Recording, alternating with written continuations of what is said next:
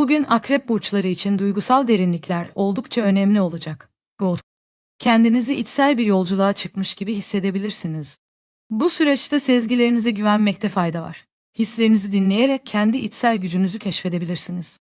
İlişkiler açısından önemli konuşmalar yapabileceğiniz bir gün. Sevdiğinizle aranızdaki bağları güçlendirmek için açık bir iletişim kurmak iyi bir fikir olabilir.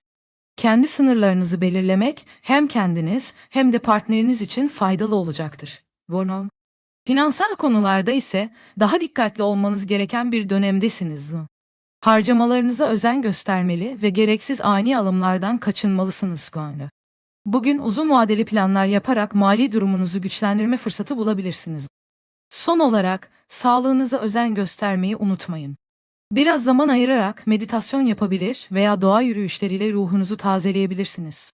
Kendinize olan sevginizi artırmak, gününüzü olumlu bir şekilde etkileyecektir.